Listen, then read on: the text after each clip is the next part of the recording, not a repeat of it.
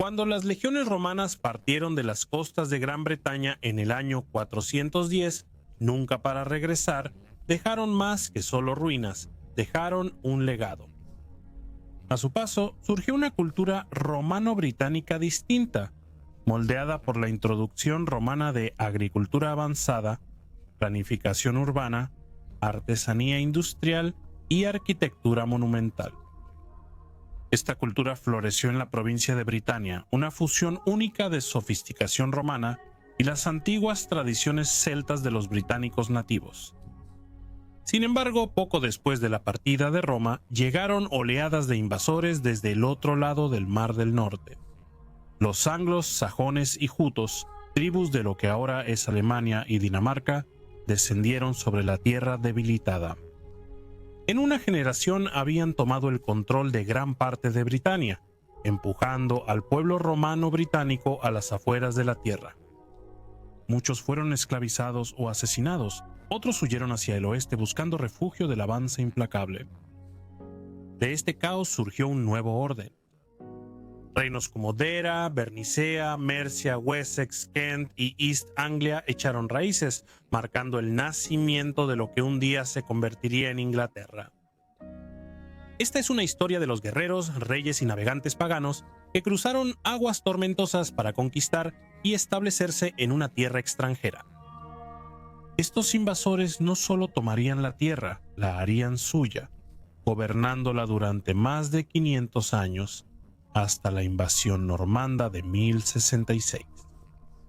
Según la historia eclesiástica de Bede sobre el pueblo inglés a principios del siglo V, surgió una figura poderosa en la Bretaña post-romana, Vortigern, un señor de la guerra a menudo recordado como un rey de los britanos. Se le consideraba el gobernante más influyente en la tierra en ese momento, esforzándose por defender su territorio de las constantes incursiones de los pictos y escoceses.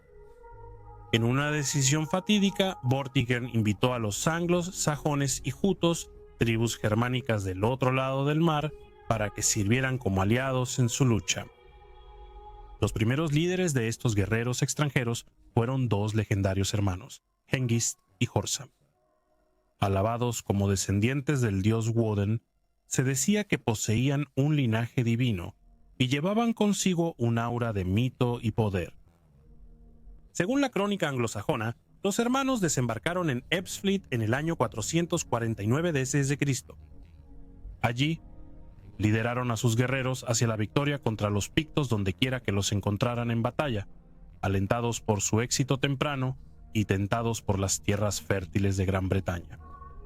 Hengist y Horsa enviaron noticias a su tierra natal, hablando de la debilidad de los britanos y la riqueza de la tierra. Los hermanos pedirían refuerzos y su llamado fue respondido. Pronto llegaron oleadas de colonos. Los sajones se establecieron en Essex, Sussex y Wessex. Los jutos tomaron Kent, la isla de Wight y partes de Hampshire, mientras que los anglos se extendieron por East Anglia, Mercia y los territorios del norte de Dera y Bernicea, regiones que más tarde formarían el reino de Northumbria. Sin embargo, la alianza entre Vortigern y los sajones no duró. Según la historia de los reyes de Gran Bretaña, aunque en gran medida se considera legendaria en lugar de factual, surge un relato crucial. Vortigern se había enamorado de Rowena, la hermosa hija de Hengist. Aprovechando la oportunidad, Hengist le dio a Rowena en matrimonio a Vortigern, utilizando la unión para tejer una red de engaños. Su objetivo no era simplemente una alianza, sino una conquista. Con una diplomacia astuta, Hengist convenció a Vortigern de permitir que aún más de sus compatriotas se establecieran bajo la apariencia de proteger a Gran Bretaña. A medida que los sajones aumentaban su poder, también lo hacía la dependencia de Vortigern hacia ellos. Los británicos pronto comenzaron a sospechar, las tensiones aumentaron y estalló el conflicto entre los dos grupos. Pronto estallarían las batallas y en una de ellas, Horsa cayó. Para restaurar la paz, Vortigern y Hengist acordaron celebrar un consejo. La reunión debía tener lugar en un gran banquete y se decidió que no se debían traer armas, una reunión de paz no de guerra. Pero Hengist tenía intenciones más oscuras. En secreto instruyó a cada uno de sus hombres a esconder un largo puñal debajo de sus capas. Cuando el vino fluía libremente y cuando los británicos habían bajado la guardia, Hengist gritó una orden, un comando que los británicos, ajenos a su significado, no entendieron. Los sajones sacaron sus cuchillas ocultas y mataron a cualquier británico a su lado. En el caos, Vortigern fue tomado prisionero. Ahora, teniendo al rey en su poder, Hengist exigió el control de las ciudades fortificadas y fortalezas de Gran Bretaña, o Vortigern perdería su vida. Impotente y humillado, Vortigern cedió. Con Gran Bretaña sin líder y destrozada, Hengist marchó con su ejército por la tierra, devastando el campo. Ocupó Londres, luego se apoderó de Winchester, York y Lincoln, quemando pueblos y masacrando a su paso. Hengist coronó su triunfo reclamando Kent, convirtiéndose en su primer rey anglosajón y fundando una línea real que gobernaría durante generaciones. La crónica anglosajona registra que en el año 457, Hengist y su hijo Eske lucharon contra los britanos en Crayford, matando a 4.000 y conduciendo a los sobrevivientes aterrorizados a Londres. La última mención de Hengist aparece en la crónica en el año 473. Dice: este año Hengist y Esk lucharon contra los galeses y tomaron innumerables botines, y los galeses huyeron ante los anglos como el fuego.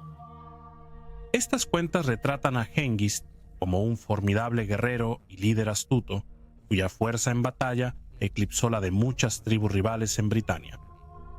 Bajo su liderazgo, los sajones aseguraron su primer reino en suelo británico.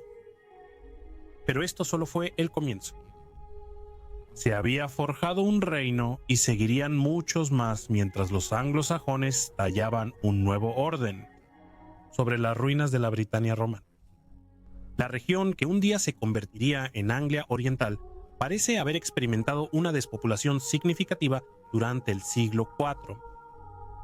Una vez la patria de los Iceni, una antigua tribu del este de Britania durante la temprana era romana, gradualmente cayó en silencio. Su gente se dispersó o fue absorbida en las cambiantes mareas de la Britania post-romana. La historia temprana de Anglia Oriental permanece en gran medida oscura, ya que sobreviven pocos registros de este período formativo. La mayoría de sus cartas reales y documentos escritos se perdieron, probablemente destruidos en los incendios y la violencia traídos por el gran ejército pagano en el siglo IX. Sin embargo, perduran fragmentos, ofreciendo vislumbres de sus oscuros comienzos. Nuestro conocimiento de los primeros reyes de East Anglia se conserva en parte a través de fuentes posteriores como la Crónica anglosajona y la historia de las personas inglesas, escrita mucho después de la fundación del reino. Los primeros gobernantes pertenecían a una dinastía conocida como los Woofingers, nombrada así por su fundador semilegendario Wuffa. Su nombre, que se cree significa pequeño lobo, sugiere que los Woofingers pueden interpretarse como los parientes del lobo.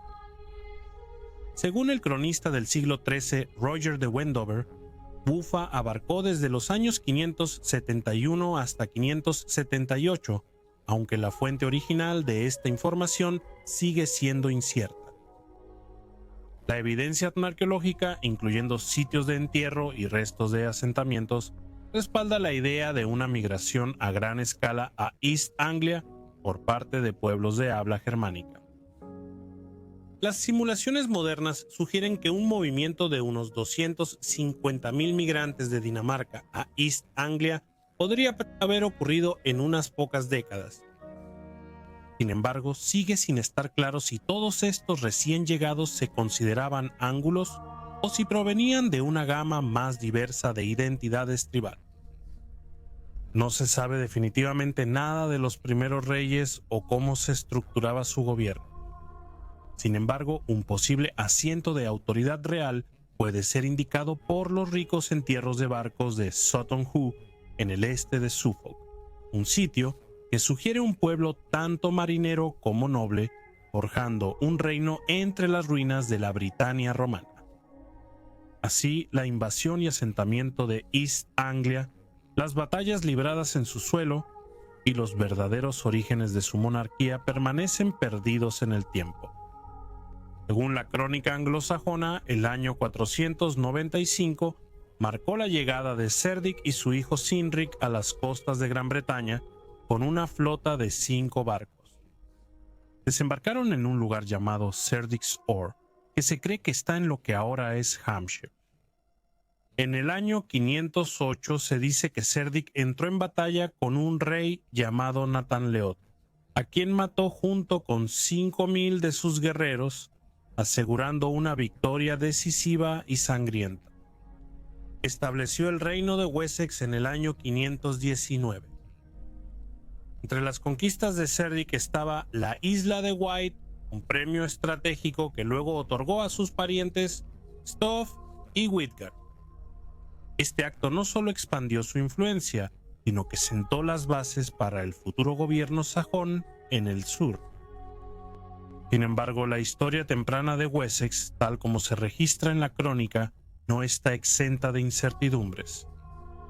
Los académicos han señalado inconsistencias, relatos repetidos, fechas conflictivas y embellecimientos legendarios que ponen en duda la estricta confiabilidad de la narrativa.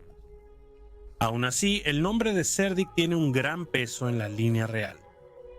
Entre aquellos que reclamaban este prestigioso linaje estaba Egbert, el rey de Wessex, considerado el antepasado de la casa real inglesa.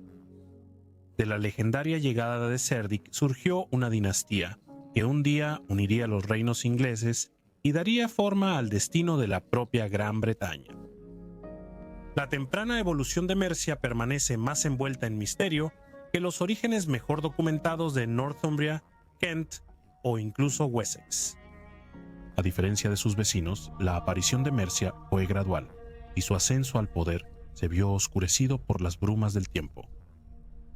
Aunque finalmente desarrolló una formidable estructura política, el reino abrazó el cristianismo más tarde que la mayoría de sus contrapartes anglosajonas.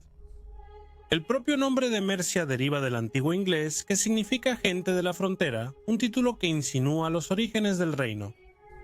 A lo largo de la volátil frontera entre los británicos nativos, a menudo referidos como los galeses, y los colonos anglosajones que se acercaban, la posición daría forma a la identidad de Mercia y a su destino.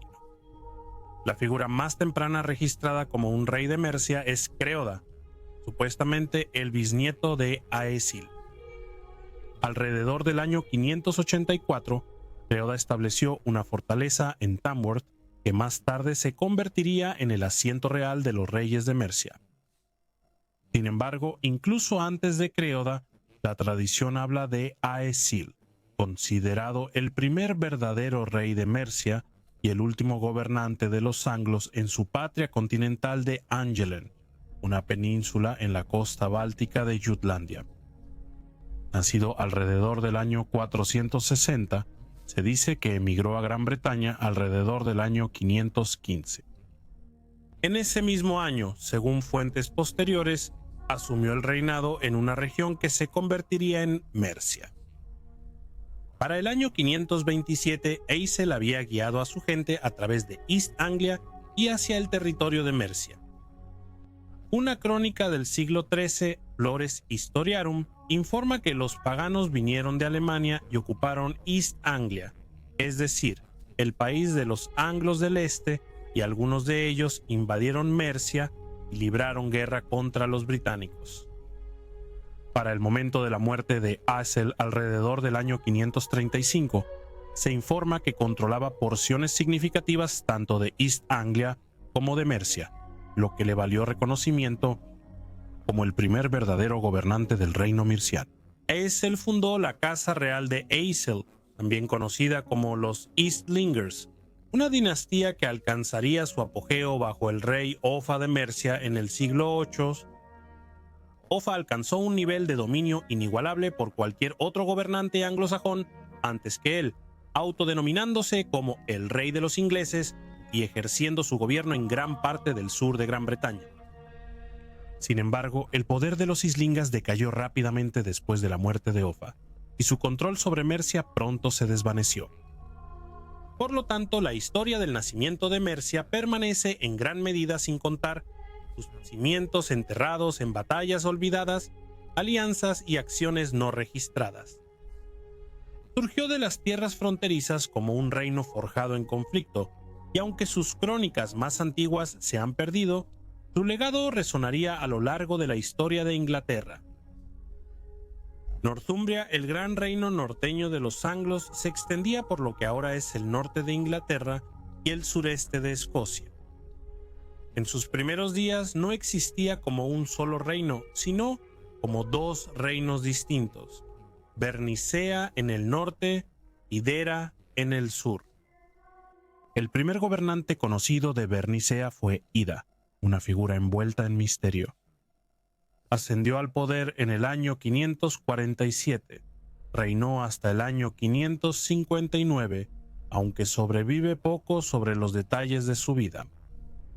Ida es recordado como el padre fundador de una línea real que daría lugar a los reyes de Northumbria.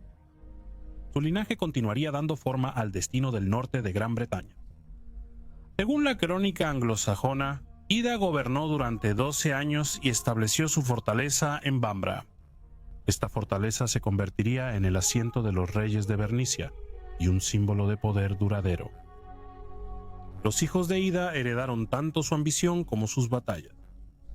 Durante años libraron guerra contra una confederación de reinos bretones, decididos a resistir a los ángulos invasores.